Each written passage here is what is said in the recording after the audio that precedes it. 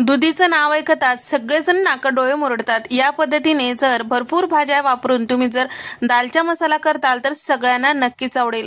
साध्या सोप्या पद्धतीने घरीच मसाला तयार करून मस्त हॉटेलमध्ये मिळतो त्या पद्धतीचा दालचा मसाला कसं करायचं ते पाहूया। अर्धा कप हरभरा डाळ आणि अर्धा कप तुरीची डाळ, पाव कप इथे मी मुगाची डाळ, तिन्ही डाळी स्वच्छ 2 ते 3 पाण्याने धुवून घ्यायचं। त्यानंतर कुकरमध्ये टाकून घेतलेला आहे आणि सोबतच इथे मी काही खडे मसाले घेतलेले आहे। तर त्यामध्ये 2 तमालपत्र, 1 मोठी वेलची, 2 हिरव्या वेलच्या, 2 छोटे तुकडे दालचिनीचे, 1 चक्री फूल आणि 2 ते 3 हिरव्या मिरच्या मधोमध चिरून घेतलेल्या। हे सगळं आता डाळी शिजते वेळेसच टाकून घ्यायचं म्हणजे चव छान येते। आणि सोबतच 2 कप इतकं पाणी टाकून घेतलेलं आहे आणि त्याचबरोबर 2 मध्यम आकाराचे पिकलेले टोमॅटो बारीक चिरून यामध्ये टाकलेले आहे। 2 चमचे इतकं तूप टाकून घेतलेलं आहे। आता झाकण लावून गॅसचा फ्लेम कमी करून 3 शिट्या काढून घ्यायचं आहे म्हणजे डाळ छान असं शिजेल। आणि त्याचबरोबर आता यासाठी लागणारा दालचा मसाला तयार करून घेऊया।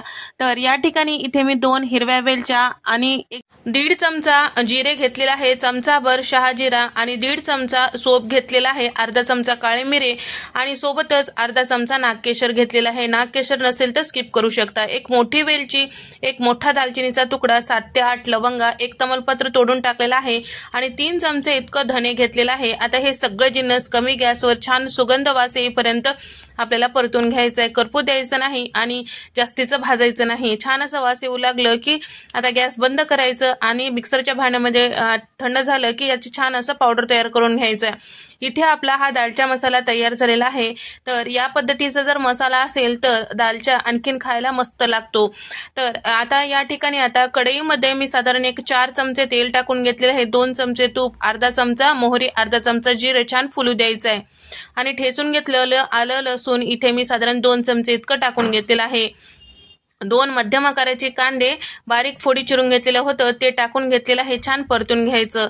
इथे आपल्या कुकरच्या शिट्ट्या सुद्धा झालेल्या आहे। कांद्याचा रंग हलकसं चेंज झालं की कपभर इतकं इथे मी मेथीची भाजी टाकून घेतलेली आहे आणि कपभर इतकं इथे मी आंबट चुका टाकून घेतलेला आहे आणि कपभर इतकं पालकाचे पानं टाकून घेतलेलं आहे। सोबतच कपभर इतकं इथे मी कोथिंबीर टाकून घेतलेली आहे। तर भाज्यांचं प्रमाण तुम्ही कमी अधिक करू शकता आणि साधारण 2 कप इतकं इथे मी मोठ्या फोडी दुधीच्या चिरून घेतलेले ते सुद्धा टाकून घेतलेले आहे।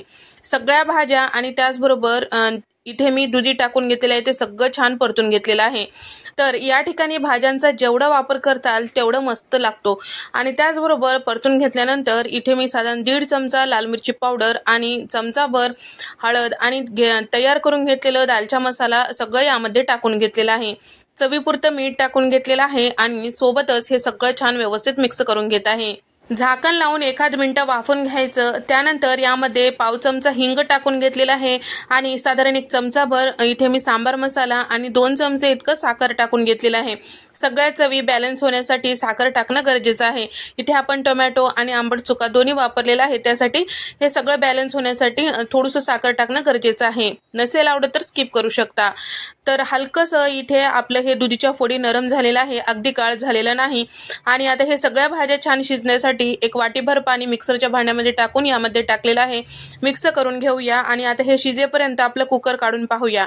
तर कुकरच्या शिट्ट्या झाल्या होत्या, कुकर पूर्णपणे थंड झालं की तुम्ही बघू शकता सगळ्या डाळी छान असं शिजल्या गेलेल्या आहे। यामध्ये जे खडे मसाले आहेत ते आपल्याला काढून टाकायचं आहे। आता हे सगळं छान असं डाळी घोटून घेतल्यानंतर इथे आपल्या भाज्या सुद्धा छान शिजल्या गेलेल्या आहे। आता तयार करून घेतलेलं जे डाळी आहेत म्हणजे शिजून घेतलेल्या ज्या डाळी आहेत यामध्ये टाकून घ्यायचं आहे। सगळं छान व्यवस्थित मिक्स करायचं, झाकण लावून 1 मिनिट वाफून घ्यायचं, लगेचच पाणी टाकायची घाई गडबड करायची नाही। सगळे जिन्नस छान असं मिक्स झालं की आता यामध्ये गरजेनुसार आवडीनुसार तुम्ही पाणी टाकू शकता। मी साधारण 2 ग्लास इतकं पाणी टाकून घेतलेलं आहे। तर इथे मी घेतलेल्या प्रमाणानुसार 8 ते 10 जणांना 1 टाइमचं पुरेल इतकं दालचा मसाला तयार होतो। तर भाजी कोणतीही नसेल तरीही चालतो, इतकं हे प्रमाण पुरेसा असतो। छोट्या लिंबाच्या आकाराचा चिंच मी भिजत ठेवलेलं होतं, त्याचा कोळ मी यामध्ये टाकून घेतलेला आहे आणि मुठभर कोथिंबीर सुद्धा टाकून घेतलेली आहे। सगळे जिन्नस छान असं व्यवस्थित मिक्स करायचं। 1-2 मिनिटं हे भाजी उकळून घ्यायची आणि त्याचबरोबर आता आपल्याला यावर तडका द्यायचा आहे। तर तडका पॅनमध्ये 2 चमचे इतकं तेल गरम करून घेतलेलं आहे आणि 8 ते 10 लसूण पाकळ्या बारीक चिरून यामध्ये टाकलेला आहे।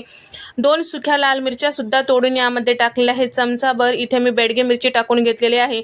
आता हे तडका आपल्याला यावर टाकून घ्यायचं आहे, झाकण लावायचं आहे आणि थोडंसं तडका सुद्धा शिल्लक ठेवलेला आहे। जेव्हा आपण सर्व करतो त्यावेळेस वरतून टाकायचं, म्हणजे दिसायलाही मस्त दिसते। तर आता झाकण लावून 1 मिनिट छान असं शिजून घेतलं की इथे तयार झाला मस्त असं दालचा मसाला। घरच्या घरी दालचा मसाला तयार करून हे जर तुम्ही करताल तर नक्कीच सगळ्यांना आवडेल। साधी सोपी रेसिपी आहे, भरपूर भाज्यायुक्त हे दालचा मसाला तुम्हालाही नक्की आवडेल। तुम्हाला एक विनंती आहे, व्हिडिओ आवडल्यास व्हिडिओला लाईक करा, शेअर करा, सबस्क्राईब करा।